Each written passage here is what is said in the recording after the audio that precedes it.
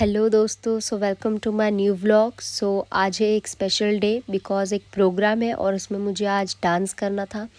तो मैं आज रेडी होने के लिए जा रही थी पुराने घर पर। तो मैं चाबी भूल गई थी, तो मम्मा ने ऊपर से चाबी फेंकी थी। उसमें प्यारा सा हेयर क्लिप भेजा था जो मुझे लगाना था हेयर्स में।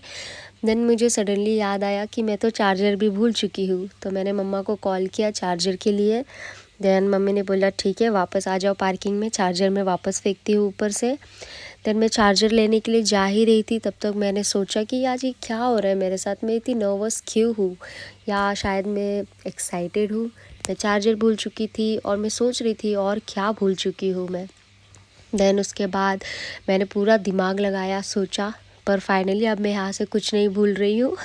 अब मैं यहाँ से निकल रही हूँ रेडी होने के लिए, और रेडी होके मैं पहुँच जाती हूँ पिंपरी, जहाँ मेरी आज फ्रेंड आने वाली थी मेट्रो से। तो मैंने सबसे पहले उसे अटेंड किया, उसे लेकर मैं मेरे प्रोग्राम में जाने वाली थी। तो यहाँ पे लोग मुझे देख रहे थे, मुझे शर्म भी आ रही थी, बट मैंने चेहरा बांधा हुआ था तो मुझे इतना कुछ नहीं लग रहा था। देन उसके बाद मेरी लाल परी आती है और वो इतनी प्यारी लग रही थी। और हम दोनों मिलने के बाद 5 मिनट तो हंसते ही रहते विदाउट एनी रीज़न।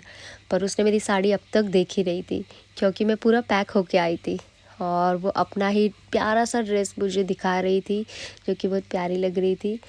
उसके बाद हम यहाँ पर आ गए थे शर्मा पाव भाजी के पास, और ये मेरी 2 बेस्ट फ्रेंड्स हैं जो बचपन की फ्रेंड्स हैं मेरी। और हम तीनों पहुँचे कार्यक्रम के लिए, जहाँ ये ऑपरेटर की जगह पे बैठ गई और ऑपरेटर अंकल खड़े थे। देन उसके बाद जैसे ही मेरा प्रोग्राम हो जाता है, हम यहाँ पहुँचते हैं स्टॉल्स एक्सप्लोर करने के लिए, जहाँ पर ये तीनों बार्गेनिंग कर रहे थे, और रानी की बार्गेनिंग अंकल से बहुत हाई चल रही थी। और मैं कुछ लेने के मूड में नहीं थी बिकॉज़ मैं थक चुकी थी। यहाँ पे रानी ने अंकल का कार्ड लिया, और हम अंकल को कॉल नहीं करने वाले बिकॉज़ अंकल ने हमें डिस्काउंट नहीं दिया। देन पीछे वापस मुड़ के देखा तो रानी और एक स्टॉल पे रुक चुकी थी, उसको पसंद नहीं आया, वो रख कर चलती बनी। देन उसके बाद हमने मंगाया पिज़्ज़ा घर पर। फिर उसके बाद हमने सोचा ये बहुत छोटा होगा, बट ये बहुत ज़्यादा बड़ा था और हमने पूरा खाया भी नहीं था। देन सडनली हम रेडी होके हमने प्लान किया कि हम पुणे चलते हैं घूमने के लिए।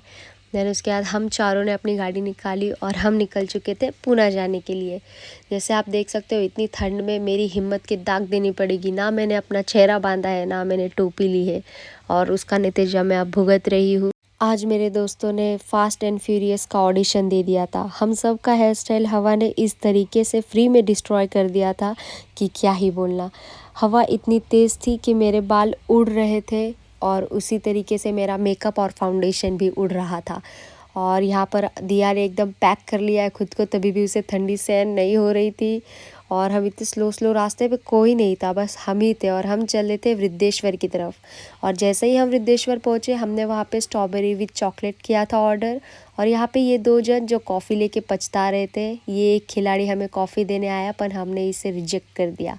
देन उसके बाद हम घर आए। घर आने के बाद फ़ोन में घुस गए थे हम लोग, और यहाँ पे आज हमारा दिन होता है ख़त्म। Bye bye.